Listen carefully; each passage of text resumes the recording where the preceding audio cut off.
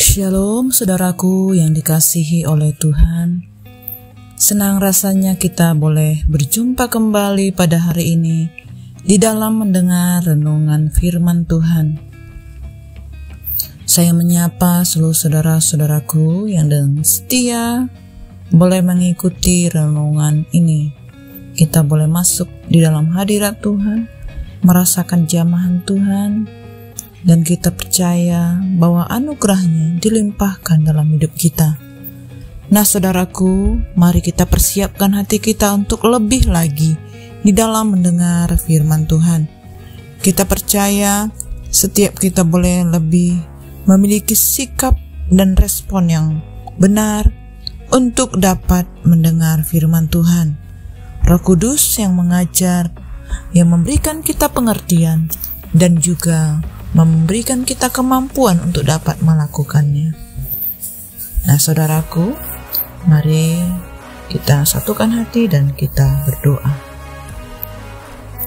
Bapa kami yang di surga, dikuduskanlah nama-Mu.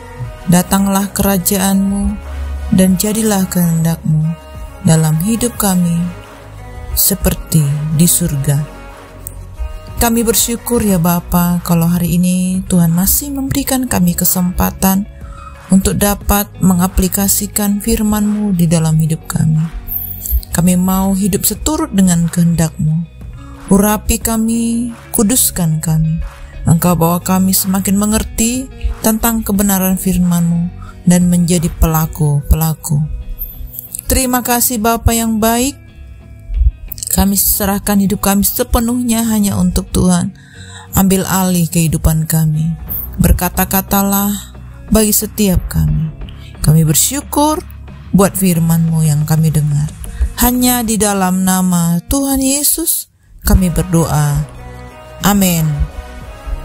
Nah saudaraku yang dikasihi oleh Tuhan, kita akan bersama-sama mendengar firman Tuhan yang berjudul Berkat dari Kerukunan. Firman Tuhan ini tertulis di dalam Mazmur 133.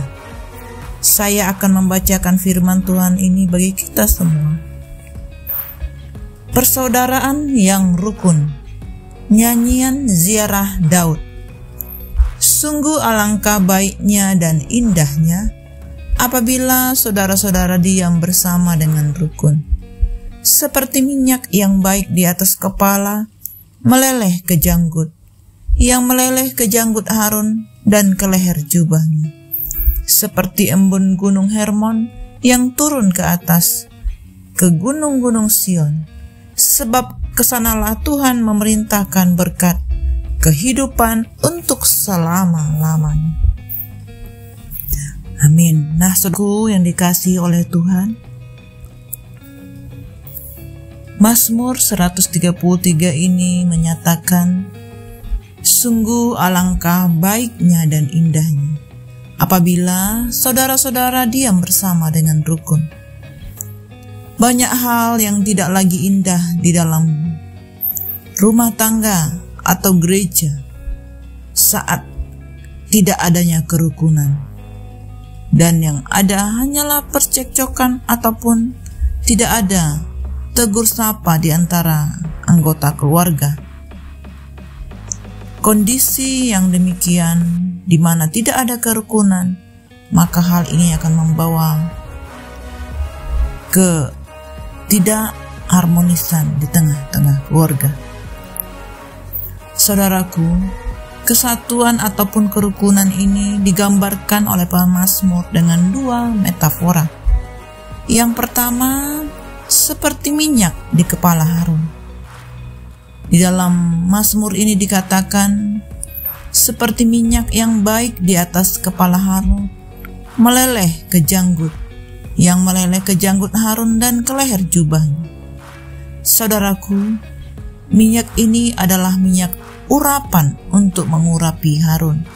Sebuah minyak yang khusus, yang kudus yang Tuhan boleh berikan. Pengurapan datangnya dari Allah dan dilakukan atas perintah Allah. Di dalam hal ini, otoritas Harun dan berkat yang disampaikannya berasal dari Allah. Saudaraku, di dalam ayat ini ada 3 kali diungkapkan tentang turun ataupun meleleh.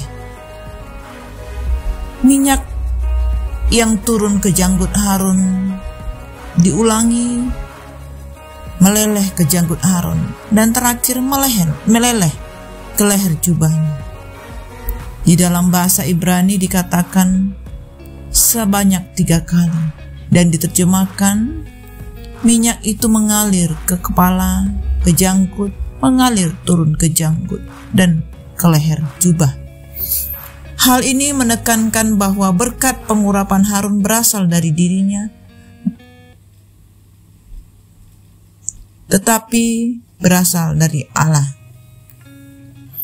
Kita adalah orang-orang berdosa, dan satu tanda yang menyedihkan dari dosa adalah keterpisahan, menciptakan ketidakharmonisan dan kebencian. Saudaraku, hanya Allah yang dapat mengalahkan dosa dan memberikan kembali kepada manusia keharmonisan. Semua kesatuan adalah nyata dan berasal dari Allah. Kesatuan yang digambarkan seperti ini adalah kerukunan yang turun dari Allah dan merupakan berkat dari Allah. Kesatuan ataupun kerukunan ini tidak keluar dari diri kita, tetapi dari Allah sendiri. Sama seperti minyak yang mengurapi Harun berasal dari Allah, kudus, maka kerukunan juga berasal dari Allah dan kudus sifatnya, karena Allah lah yang menyatukan. Kerukunan ini digambarkan seperti embun. Kerukunan seperti minyak yang turun dari kepala Harun, juga seperti embun yang dari gunung Hermon yang turun ke atas gunung-gunung Sion. Saudaraku, Hermon adalah gunung yang tertinggi di Israel. Gunung Hermon tingginya 10.000 kaki di atas permukaan laut, di mana di sana pasti tidak ada sesuatu yang kering, tetapi yang ada adalah hujan, salju, dan embun.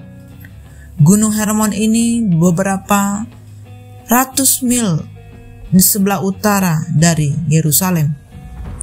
Saudaraku, kerukunan dari Allah digambarkan seperti itu, yakni bisa mencapai siapa saja termasuk keluarga kita. Seperti embun dari Gunung Hermon mengalir dari tempat tertinggi mencapai Gunung Sion yang lebih rendah. Saudara, kerukunan di gereja tidak hanya tinggal di bangku gereja saja, tetapi kerukunan yang sejati akan dibawa turun kemana saudara pun berada. Kemana kita membawa damai sejahtera, disitulah kita akan membawa konsep kasih Kristus, dan kita akan membawa relasi antara Allah dengan hidup kita, yaitu Allah Tritunggal. Saudaraku, Allah Tritunggal dapat diwujudkan melalui kehidupan kerukunan kita dimanapun kita berada. Dan pola relasi ini dapat kita nyatakan, kita wujudkan, sehingga kita tidak mementingkan diri sendiri.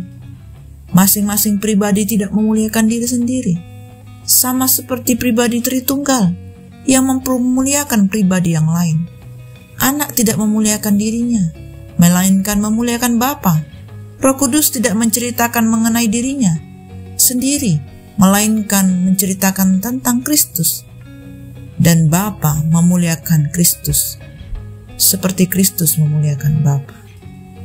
Saudaraku, ketika kita menggunakan konsep mementingkan orang lain, memperhatikan orang lain, kemanapun saudara pergi, maka saudara sedang membawa turun surga kerukunan, dan saudara pasti mampu karena saudara sudah diperdamaikan dengan Allah. Saudaraku, ingatlah kebenaran firman Tuhan ini, bahwa berkat kerukunan dari Allah mengalir dan akan sampai ke tempat-tempat dimanapun saudara berada. Yang penting, saudara hidup tidak mementingkan diri sendiri, tetapi menganggap orang lain lebih utama dari diri saudara. Mari saudaraku, kita bereskan di hadapan Tuhan setiap kekecewaan, kemarahan, kepahitan, kebencian terhadap suami, istri, mertua ataupun menantu, ataupun saudara-saudara di gereja. Jangan pelihara kebencian ataupun kepahitan, karena hal ini akan menghalangi berkat sampai ke dalam hidup saudara. Saudaraku, peganglah firman Tuhan ini. Kita tidak perlu mengejar berkat. Yang perlu kita kejar adalah hidup di dalam kerukunan, di dalam rumah tangga, dan mengusahakan serta mendoakan kerukunan antar anggota keluarga. Sehingga saat kita mengalami kerukunan, maka berkat-berkat Tuhan akan mengejar kita. Berkat-berkat Tuhan akan mencari kita. Kemanapun kita berada, Tuhan akan memerintahkan berkat-berkat kehidupan sampai selama-lamanya. Amin. Demikianlah firman Tuhan yang dapat kita dengar, saudaraku. Mari kita satukan hati dan kita tutup di dalam doa. Kami bersyukur kepadamu ya Bapa buat firman Tuhan yang sudah kami dengar. Kami percaya Engkau mengurapi kami, memberkati setiap kehidupan kami, sehingga kami menjadi pelaku-pelaku firman. Kami menerima berkat-berkat sejati yang daripada Tuhan dalam hidup kami. Dan sepanjang hari ini kami percaya Engkau menyertai kami dan kami hidup di dalam berkat-Mu. Terpujilah namamu ya Bapa. Hanya di dalam nama Tuhan Yesus kami berdoa. Amin. Semangat pagi dan semangat dalam beraktivitas saudaraku. Tuhan Yesus memberkati.